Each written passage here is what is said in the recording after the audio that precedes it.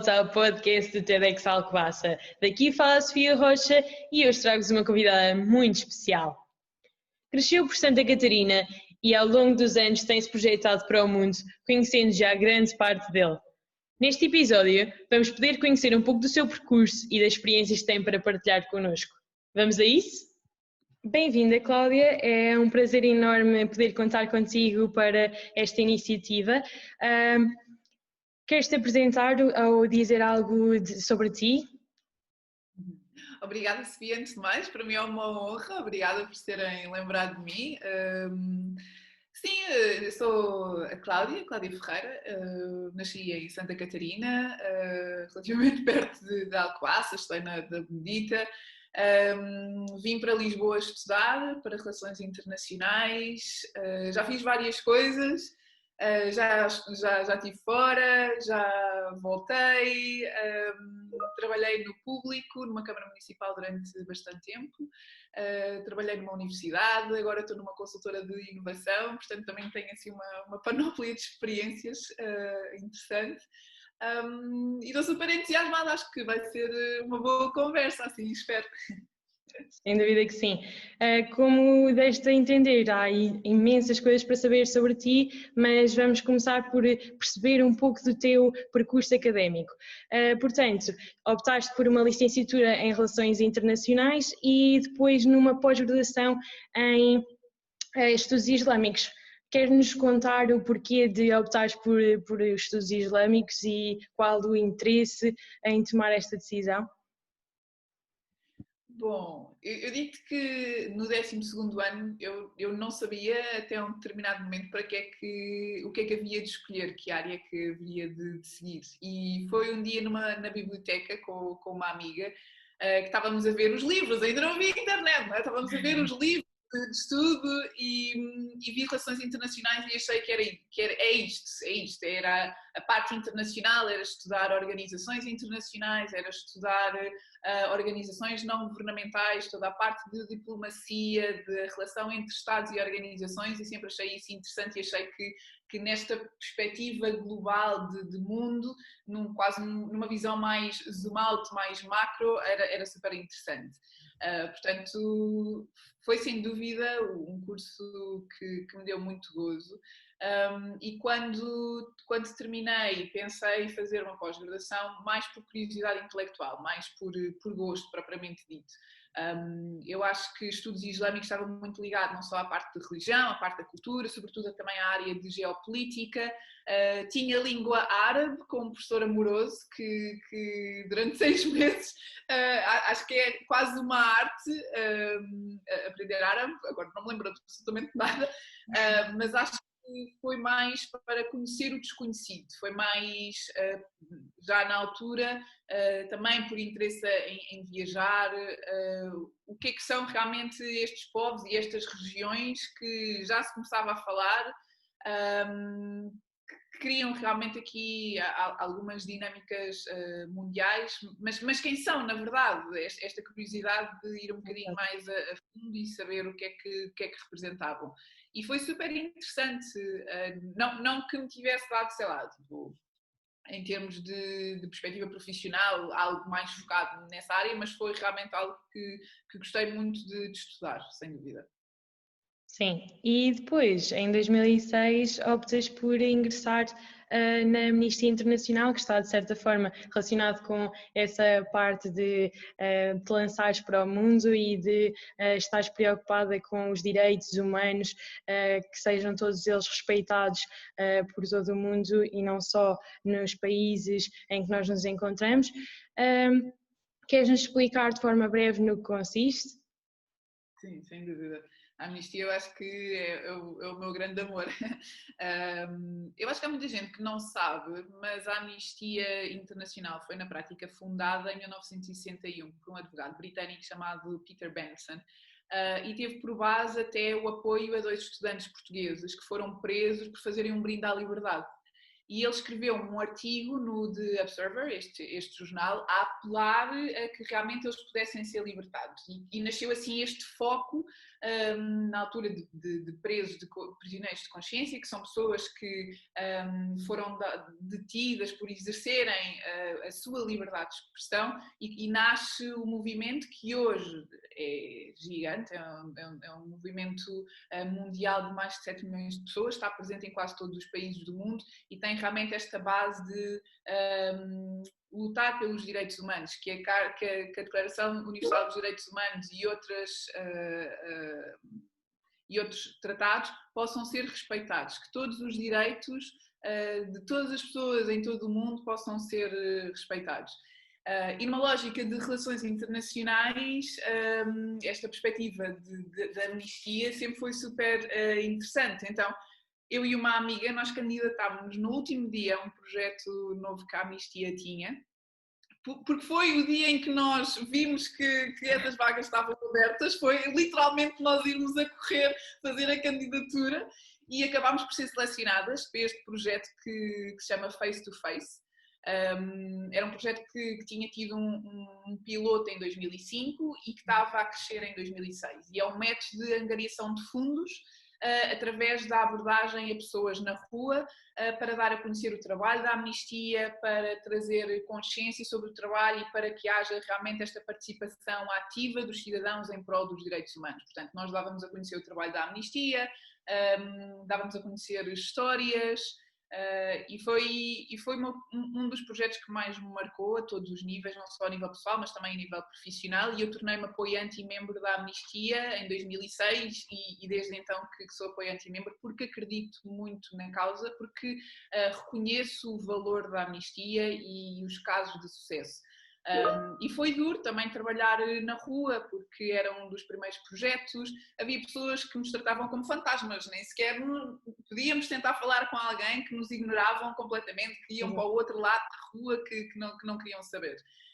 E da mesma forma que tivemos conversas muito difíceis, cheguei a ter discussões, lembro-me perfeitamente no Saldanha com um senhor sobre a pena de morte, que ele era completamente a favor da pena de morte, e aquilo deixava-me quase num sufoco. Como é que é possível que em pleno século XXI ainda se pense assim, não é? Mas tivemos também exemplos super interessantes. Tive uma vez uma conversa super impactante com uma senhora vítima de violência doméstica de classe alta, nós achamos que isto não acontece, mas que ela agradeceu muito também à Amnistia pelo trabalho que estava a fazer. Lembro-me que uma vez estávamos no Campo Grande e completamente do nada um senhor aborda-nos, vem agradecer-nos porque foi preso político em Angola e que foi libertado através da ação da Amnistia, e nós ficámos tão surpreendidos que nem sequer fomos atrás do senhor pedir o contacto para realmente falar com ele. Ficámos tão emocionados. Eu lembro de termos uma colega a chorar, porque é efetivamente este o impacto do trabalho da Amnistia. É muito grande, são estas as histórias e os casos de sucesso que por todo o mundo realmente criam impacto. Só para te dar um exemplo, e eu sei que vai ser publicado em breve, agora está a decorrer a maratona de cartas e o objetivo é que em todo o mundo as pessoas realmente possam enviar cartas físicas ou digitais para casos que são escolhidos pelas secções, e que estas pessoas possam receber estas cartas, que os governos, determinadas entidades possam receber, encher caixas de correio literalmente com cartas para chamar a atenção, para que realmente esta força desta união de movimento possa acontecer. E numa altura em que nós nos apercebemos cada vez mais que houve muitos direitos humanos que estão a retroceder, que há esta preocupação que, ao invés de andarmos para a frente em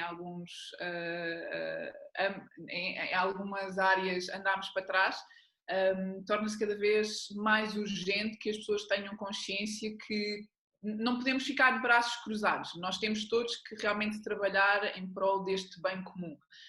E nesta lógica de maratona de cartas, convido toda a gente a ir ao site da Amnistia e a poderem ver os casos que a Amnistia Secção Portugal escolheu, desde a questão da LGBTI+, e a proteção de direitos, a liberdade das mulheres, a proteção da Amazónia. há aqui vários casos que de certeza que se vão conectar com eles e que podem assinar e que vai fazer efetivamente a diferença em todos aqueles que são os defensores de direitos humanos que estão também a proteger outras pessoas. Portanto, a amnistia, para mim, é realmente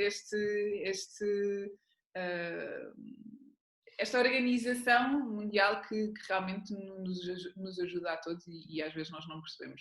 Portanto, começou em 2006 e continuou por toda a minha vida e tenho a certeza que vai continuar, porque com esse projeto Face to Face e com as várias histórias de sucesso e as pessoas que nós conhecemos na rua, foi realmente algo que me... Sim, muito gratificante, sem dúvida, muito gratificante. Então, e como é que um jovem conseguiria fazer parte da amnistia, por exemplo, ou o impacto que poderá ter sem ser apenas em assinar as petições que forem lançadas? Há várias formas e cada vez mais se tenta puxar pelos jovens, porque na prática vocês também são o futuro. Eu não sou assim tão jovem, infelizmente. Mas desde grupos em escolas, estruturas locais, desde assinar petições, que há uma parte mais de ativismo puro e duro para uma campanha, por exemplo, juntarem-se, agora obviamente que não pelas circunstâncias que temos, mas há muitas manifestações,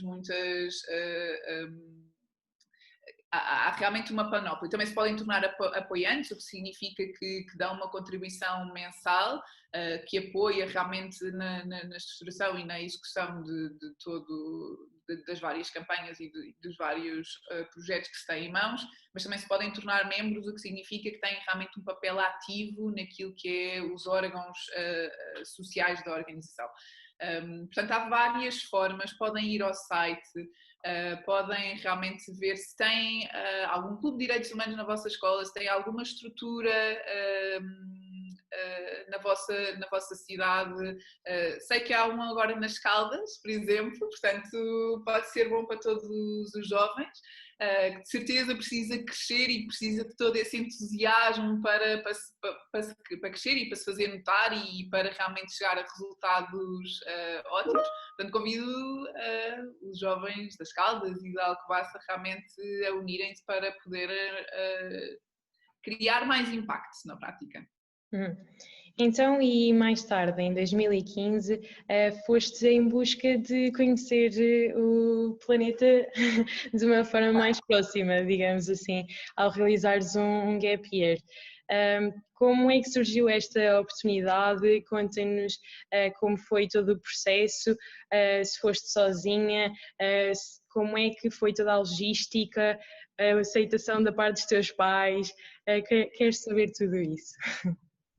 Então, eu em 2007 a 2008, eu fiz um estágio na Índia, em Jaipur, através da AIESEC, e há pouco estávamos a falar disso, é algo que eu convido também todos os jovens a conhecerem, porque é uma forma também já de, num formato estruturado, terem esta oportunidade de irem para fora, fazerem um estágio, seja numa organização, numa associação ou até em alguma empresa. Eu em Jaipur, nós éramos cerca de 40, de várias nacionalidades, o que torna realmente uma experiência muito rica. E a Índia é um daqueles países que no mesmo minuto se odeia e se ama profundamente, não há hipótese. Portanto, em termos de experiência, foi muito impactante e deixou-me realmente também este bichinho de viajar e de conhecer culturas, porque eu acho que é viajar que nós temos realmente a oportunidade de melhor conhecer o mundo, seja a nível de línguas, seja a nível de geografia, seja a nível de gastronomia, seja a nível da parte cultural e deste respeito pelas pessoas e a forma como pensam e a forma como vivem. Acho que isso é muito relevante. E quanto mais cedo começarmos, melhor. Daí que acho que em 2007 tinha 23 anos, portanto foi numa boa altura, foi logo a seguir também a estudar e acho que foi super importante. Depois em 2015, eu não diria que foi uma oportunidade, acho que foi realmente uma intenção. Foi algo que eu queria muito fazer, já tinha esta ideia de não, eu preciso ir correr o mundo. Era uma coisa que está em mim, eu nem sei explicar. Eu lembro de uma vez ter uma conversa com a minha mãe e dizer assim: mãe, eu vou largar tudo e eu preciso fazer isto, eu preciso de ir viajar. E sim, essa questão é completamente maluca, não podes fazer isso, tens um trabalho estável, tens a tua casa, tens uma carreira, tens que zelar por isso. Eu fiz exatamente o contrário.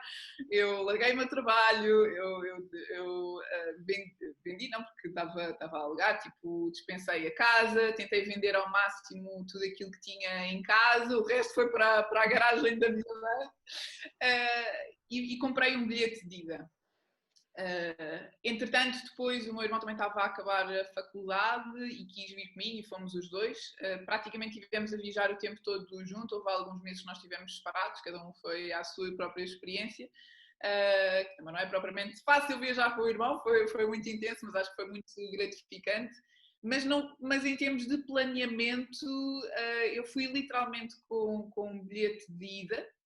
Começámos em Salvador, no Brasil, e a minha ideia era que efetivamente não, eventualmente ia correr o mundo todo. Queria escrever um blog e por escrever um blog teria também aqui alguma capacidade de ir ganhando uns dinheiros extra, que depois não aconteceu, porque é tão intenso.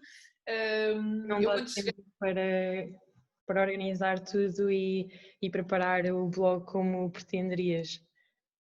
Sim, porque realmente requer muita organização e às tantas o que eu vi era, nós estávamos num local e falávamos com quem estava no hostel ou com quem estava viajantes que estivessem na zona e perguntar, ok, por onde é que vocês foram, o que é que vocês gostaram, e às tantas começa a ser uma coisa um pouco orgânica. Que não e calma, eu conheci uma chinesa que ela tinha a viagem completamente organizada numa folha de Excel com todos os autocarros, com todos os aviões, com todos os horários. Eu não sou nada assim, eu fui muito mais à aventura e tentar absorver também as sugestões que nos iam dando, e foi muito assim, e fomos muito também programávamos, agora estamos aqui, para onde é que vamos, como é que vamos, quanto tempo é que vamos estar, e depois deixávamos um bocadinho ao destino, digamos assim. E não é fácil, eu tive algumas pessoas que me disseram quando eu voltei, então como é que foi essas férias? E de alguma forma eu acho que isso era tão intenso, primeiro porque é impossível contar uma experiência de 10 meses, porque eu não acabei por estar um ano, acabei por estar de 10 meses, contar 10 meses da tua vida assim tão rapidamente não é possível. E depois porque ir de mochila às costas, apanhar autocarros, cheguei a fazer viagens de 44 horas em 2 dias, por exemplo, andar de um lado para o outro, apanhar barcos, fizemos uma viagem de barco também do Peru para o Brasil, pelo Rio Amazonas, de 9 dias a comer feijão e arroz e a meditar num hammock, por exemplo. E não é realmente como estar num resort, nem era isso que eu esperava. Mas uma coisa que eu gostava também de transmitir é, eu acho que não há um momento ideal, eu acho que isso depende sempre dos jovens, mas acho que quanto mais cedo começares, tanto melhor. Seja através de Interrail, seja através de Erasmus, por exemplo, seja através de estágios ou até de voluntariado, há várias opções, há cada vez mais opções e acho que é efetivamente a melhor forma de nós conhecermos o mundo e outras pessoas e de podermos respeitar realmente aquilo que é diferente. Porque é nessa diferença que nós vamos ver igualdade, que nós nos reconhecemos uns aos outros. E que estamos todos aqui nesta bolinha azul chamada planeta Terra, que é única e que temos que aproveitar ao máximo.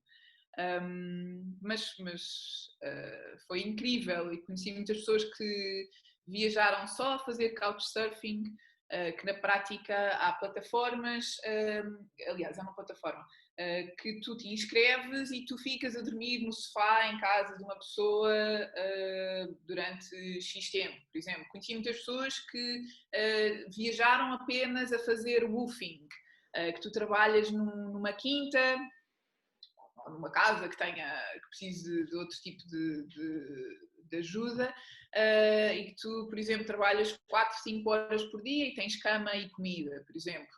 Portanto, nesta lógica de vou viajar e vou gastar muito dinheiro, não é necessariamente verdade. Conheci muitas pessoas que trabalhavam 3 meses num sítio e, por exemplo, num hostel ou como guia turístico, e que depois esse dinheiro lhes dava para mais um mês e que entravam noutro país, e que é um slow travel. Assim sendo, basta-nos ir à aventura e ver no que dá e aproveitar todas as oportunidades que tivermos, sendo que há tantas formas de angariar dinheiro ou de angariar conhecimento, que neste caso também é uma forma de conhecimento, falarmos com outras pessoas e elas dizerem-nos como é que têm feito, é sempre algo que nos podemos basear e, portanto, conclui-se que é bastante fácil, bastante mais fácil do que aquilo que nós pensamos à partida. E muito obrigada por teres partilhado a tua experiência. Queria também falar da parte do empreendedorismo, tendo em conta que estás agora a trabalhar numa organização que está, de certa forma, ligada com este tema, com este tópico. Em que medida é que tu achas que o empreendedorismo pode mudar a vida de uma pessoa? Isso depende de como a coisa correr, não é? Pode correr bem, pode correr mal.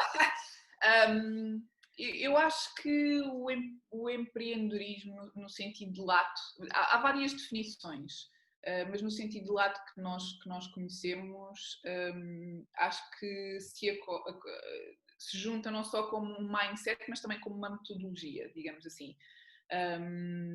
Um mindset no sentido em que é importante ir além do medo de falhar, é uma iteração constante, não é? Uma tentativa constante de melhoria, e que é necessária esta metodologia em que é preciso tentar, é preciso testar, é preciso validar, é preciso aprender e, novamente, seja para um produto, para um serviço, para um projeto, trazer esta informação, e é quase cíclico. Há uma continuidade, digamos assim, naquilo que é a aprendizagem e a melhoria deste projeto, serviço ou produto.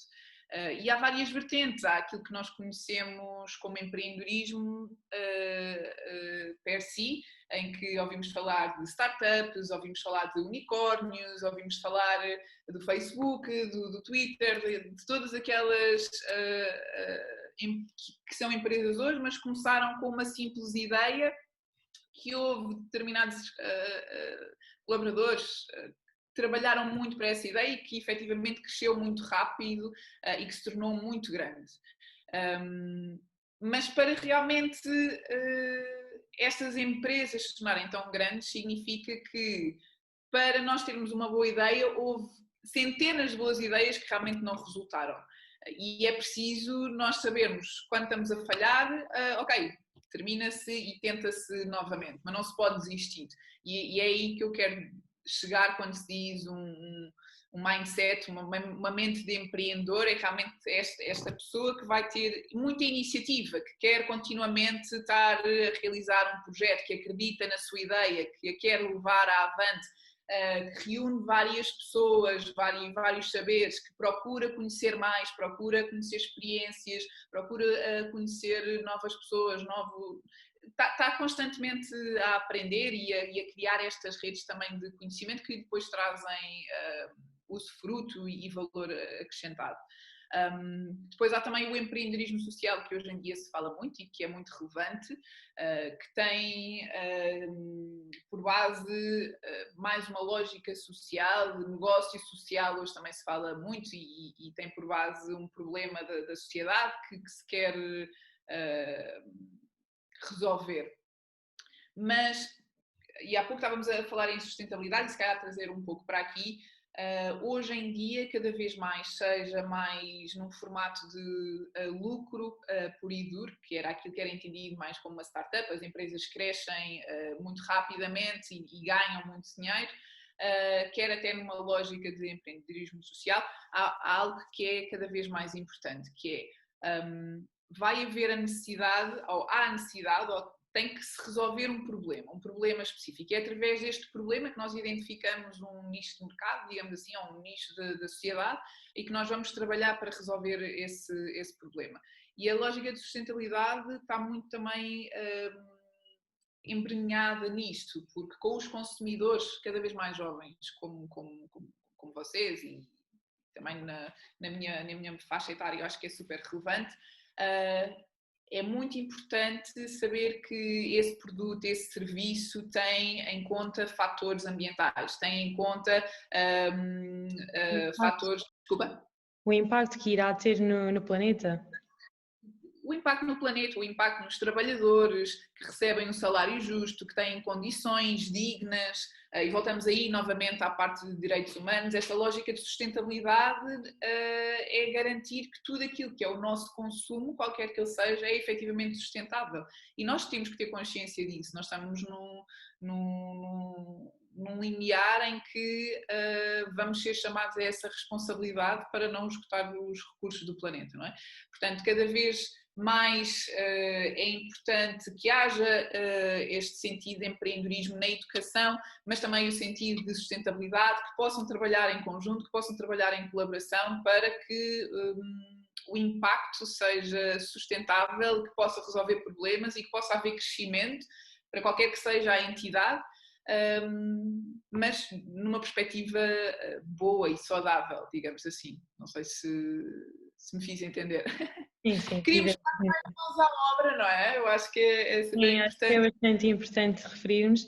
Portanto, para dar uma contextualização às pessoas que nos estão a ouvir, eu pertenço a um grupo que faz parte de Santa Catarina, digamos.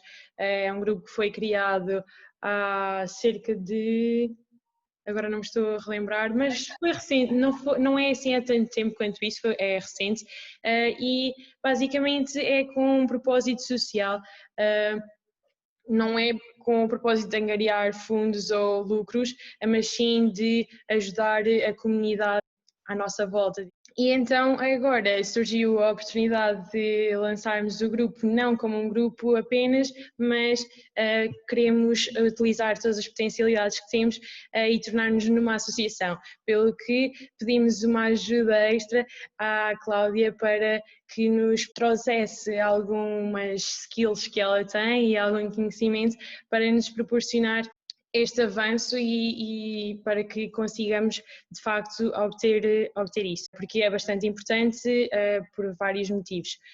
Assim sendo, é mais uma vez bastante relevante para nós como grupo e futuramente como associação, esperemos, a parte da sustentabilidade e então nos jovens é cada vez mais relevante pelo simples facto de estarmos conscientes e tanto na escola como nas redes sociais somos bombardeados, digamos assim, por este tema e então é bastante relevante estarmos a trazer esse grupo para aqui para dar a conhecer às pessoas que nos estão a ouvir, porque não temos impacto apenas em Santa Catarina, tendo em conta que temos a loja social, já lançámos produtos até ao Porto, o que é bastante importante para nós e que nos dá cada vez mais motivação para continuar e para aumentar as nossas capacidades. Tendo em conta o facto de nós agora queremos nos lançar como associação e estamos a ter alguns problemas, como tu sabes, na parte das burocracias e tudo mais. Achas que todo este processo deveria ser flexibilizado para os jovens? Deveria haver um apoio da parte do Estado para este género de iniciativas? Antes de mais, adoro fazer parte de uma obra. Tenho um orgulho imenso de ter sido convidada. Tinha muitas conversas com a Mariana, que foi a fundadora do grupo, que é o grupo local, não é? E o objetivo é transformar o grupo de jovens efetivamente numa associação para ter mais valias, para ter mais capacidade de realização de projetos e até mais apoios, não é isso que estávamos a falar e pegamos por aí. E uma coisa que eu acho super interessante, eu acho que sou a mais velha do grupo, não tem mal nenhum. A Maria Madalena é mais novinha, tem 14 anos, mas uma coisa que eu achei super interessante é efetivamente a procura de haver projetos que sejam sustentáveis, que se possa transmitir realmente este conhecimento e criar esta consciência na comunidade através de algumas atividades e através de alguns exemplos. O Bazar da Vila, que é a loja de roupa em segunda mão, que está a ter muito sucesso e é uma parte fundamental na própria futura associação, e que tem aqui realmente esta componente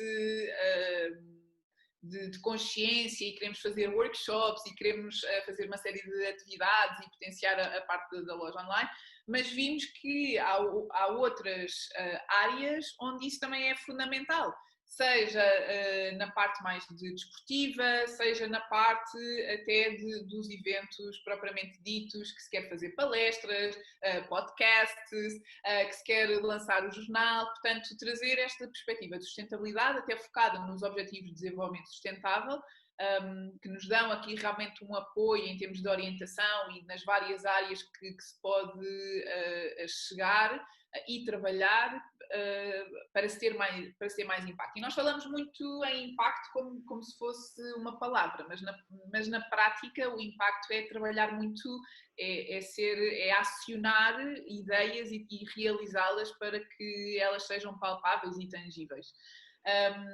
E eu acho que, sobretudo para os jovens, há muitos apoios. Estamos a ter algumas questões, mas é mais a nível de nome e tudo mais. Eu acho que faz parte, aliás, quanto mais cedo os jovens também se aperceberem de algumas dinâmicas burocráticas, também os torna mais ágeis, digamos assim. Eu acho que faz parte da aprendizagem e de ganhar esse conhecimento. Mas sobretudo em Portugal, não só o IPDJ como até a própria Câmara Municipal das Caldas tem apoiado muito esta iniciativa, e eu acho que vão continuar a apoiar. Em termos de fundos, o próprio IPDJ tem cursos depois para os órgãos sociais, que já foram nomeados também, para os órgãos sociais, para os capacitar em termos de conhecimento, seja de contabilidade, seja na própria lógica de governança, na própria até no próprio formato de concretizar eventos. Portanto, eu acho que esses apoios existem, e à medida que vamos aprendendo, vamos sabendo exatamente qual é que é o próximo passo, com quem é que vamos falar a seguir, e eu acho que isso vocês estão a fazer lindamente. E uma coisa até interessante naquilo que é essa lógica, há vários cursos online. Eu acho que hoje em dia é tão fácil também ter acesso a essa informação.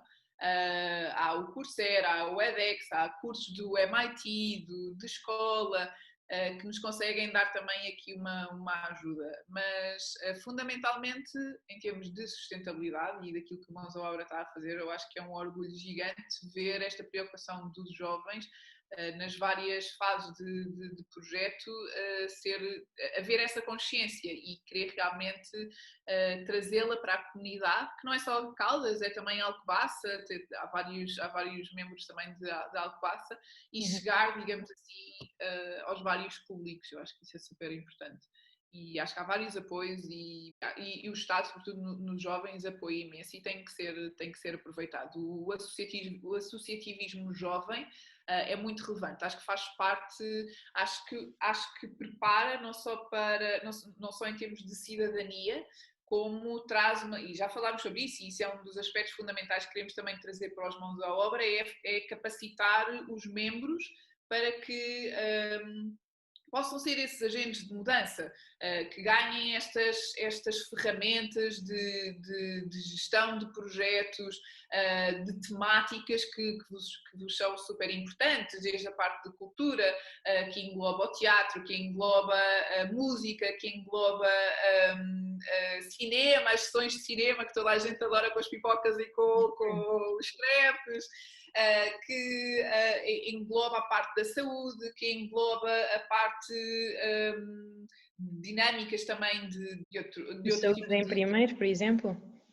Em primeiro, que é um dos grandes eventos. Eu acho que não sei se o público que nos ouve tem noção de quão cresceu este evento, que começou com o grupo local e com algumas 20, 30, 50 pessoas, e hoje cada vez que é realizado, infelizmente este ano não foi realizado, e até se pensou se faria sentido fazer algumas palestras online, mas hoje em dia tem 300, 400 pessoas a participar. Eu acho que isso demonstra o impacto que se tem na comunidade. Sim, e é exatamente esse o nosso objetivo, é termos impacto e darmos a conhecer às pessoas que não tiveram a oportunidade de adquirir conhecimento sobre as temáticas que nós abordamos, que são essencialmente a sustentabilidade e o voluntariado.